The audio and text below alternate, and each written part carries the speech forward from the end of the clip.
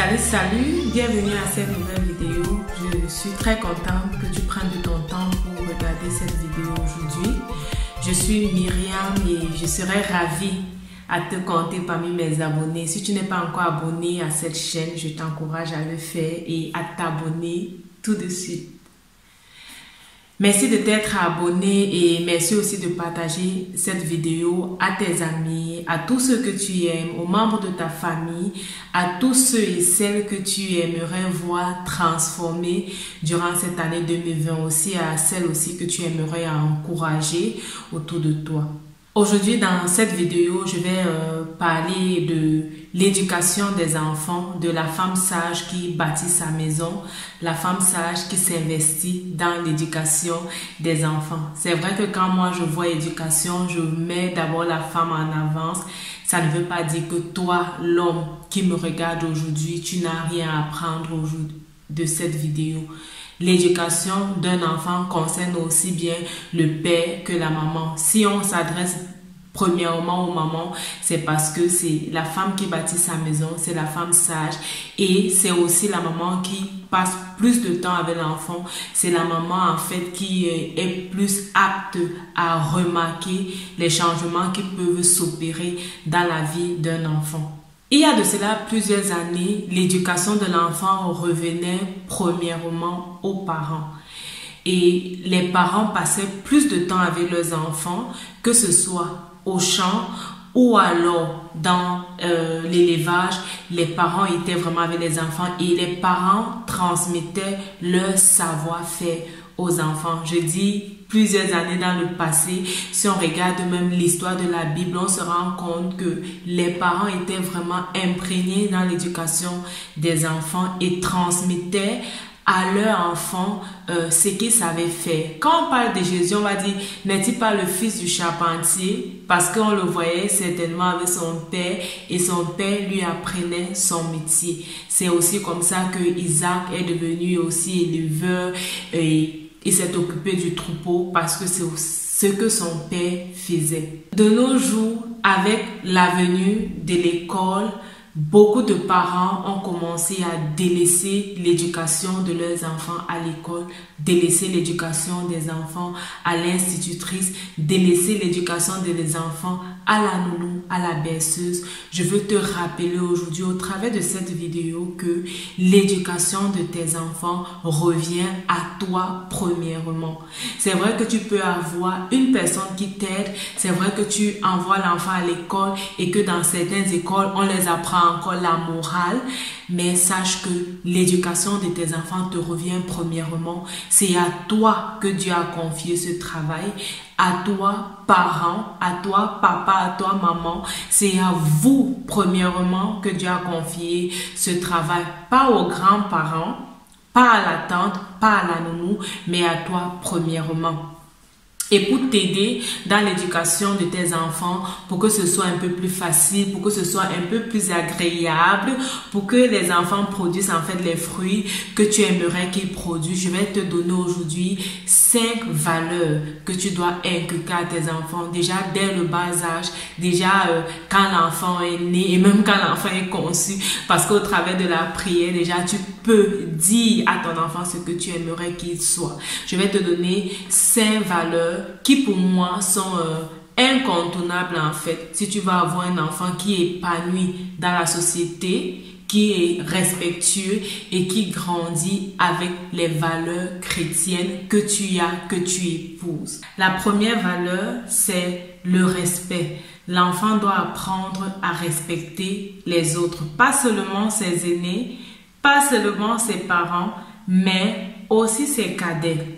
Le respect, en fait, c'est apprendre à l'enfant à savoir que l'autre a une volonté et qu'il ne faudrait pas transgresser. Savoir à l'enfant que, aussi bien qu'il y a des choses qu'il aimerait qu'on lui fasse, l'autre a aussi les choses qu'il aimerait qu'on lui fasse. Et pour que le rapport entre deux personnes se passe bien, il faudrait que chacun respecte les limites que l'autre s'est posées. Souvent, les enfants aiment vraiment argumenter et ils ne comprennent pas parfois pourquoi est-ce qu'ils ne peuvent pas jouer par exemple alors qu'ils ont besoin de jouer et que le jeu fait partie de leur croissance.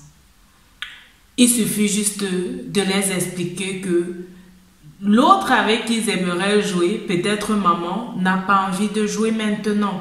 Et il doit apprendre à comprendre que si maman n'a pas envie de jouer, il peut peut-être chercher une autre personne avec qui il va jouer ou il peut se passer d'elle. Transmettre à l'enfant le respect va lui permettre de pouvoir s'intégrer facilement dans la société. La deuxième valeur que tu dois transmettre à ton enfant, c'est l'amour. L'amour. Tout se bâtit avec l'amour et sans l'amour, nous ne sommes rien. C'est ce que la Bible dit. Apprendre à aimer, apprendre à faire du bien à l'autre, apprendre à faire à l'autre ce qu'on aimerait qu'on nous fasse. Nous pouvons déjà les transmettre à nos enfants en leur montrant notre désagrément. Lorsque l'enfant te fait quelque chose qui ne te plaît pas, il est de ton droit de dire à l'enfant que tu n'as pas aimé l'acte qu'il a posé. Là, l'enfant doit apprendre à savoir qu'il y a des choses que je peux faire qui ne plaît pas à l'autre. Il y a des choses que si je fais, l'autre va comprendre en fait que je ne l'aime pas, c'est pourquoi je me comporte comme ça. Tu peux aussi apprendre à ton enfant à aimer en lui disant « je t'aime » et en lui apprenant également à dire « je t'aime ». La troisième valeur que je voudrais t'encourager à apprendre à ton enfant, c'est le pardon. Savoir demander pardon et savoir aussi pardonner. Ne pas laisser les rancunes. Les enfants aiment souvent dire « non, il n'est plus mon ami, je ne joue plus avec lui et tout ». C'est vrai que quand l'enfant est plus jeune, ça passe aussi très vite, après ils deviennent amis. Mais l'enfant qui est déjà peut-être adolescent, qui est déjà en train de grandir, parfois commence à apprendre à garder rancune. Donc il est important de lui apprendre à pardonner. Il est important que l'enfant sache que personne n'est parfait, nous pouvons faire des erreurs, même les parents peuvent faire des erreurs. C'est pourquoi le parent doit aussi savoir demander les excuses à l'enfant, savoir dire à l'enfant « pardonne-moi parce que j'ai fait ci ou j'ai fait ça ». Tu sais, les cas et les moments où tu dois vraiment demander pardon à tes enfants ou à ton enfant, je t'encourage à déposer ta place de maman ou de papa de côté, à savoir dire à l'enfant pardonne-moi parce que pour l'enfant, tu es un miroir et si tu viens demander pardon à l'enfant, il sera plus facile pour l'enfant aussi demain de venir te demander pardon. La quatrième valeur que tu dois apprendre à ton enfant, c'est la reconnaissance.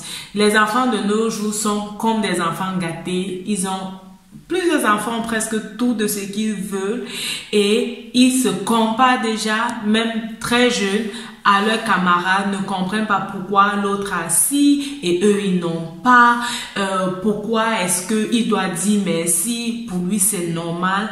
Non, tu dois apprendre à l'enfant que ce n'est pas normal de toujours tout avoir. L'enfant doit savoir dire merci, savoir être reconnaissant, savoir apprécier ce qu'il a, sans toutefois toujours se comparer aux autres. Et c'est ça les valeurs que tu peux leur apprendre. Tout simplement, lorsque tu donnes quelque chose à l'enfant, l'enfant doit savoir te dire merci. Et tu peux aussi souvent poser des questions à l'enfant comme comment est-ce que tu trouves telle chose, et quand l'enfant te donne son point de vue, là aussi tu peux amener l'enfant au travers de cela à dire merci. La cinquième valeur que tu dois apprendre à ton enfant, c'est la communication.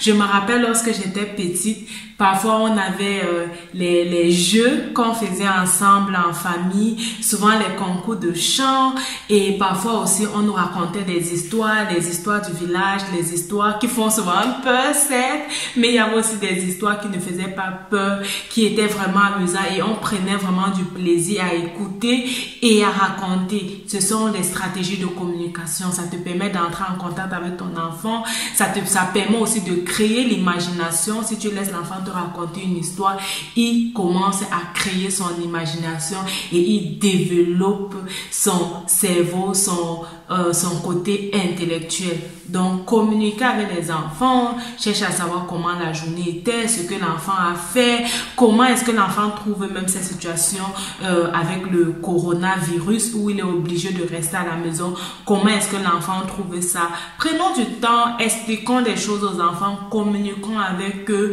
ça va vraiment leur faire du bien et ça va leur aider à bâtir un avenir solide. Ce sont des valeurs en fait que si tu transmets à l'enfant ces valeurs, l'enfant va vraiment se développer, l'enfant sera compétitif dans la société. N'oublie pas que nous sommes dans une société vraiment compétitive où la sélection commence à se faire dès le bas âge.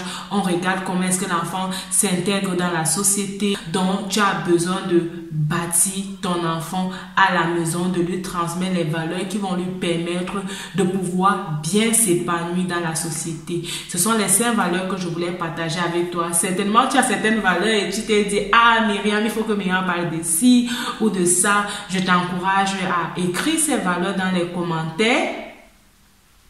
Je t'encourage aussi à me dire quelles sont les valeurs qui pour toi sont vraiment importantes. Comment est-ce que tu classes ces valeurs? Est-ce que chez toi le respect vient ou avant ou alors c'est d'abord l'amour qui bâtit toute chose? Comment est-ce que ça se passe dans ta famille?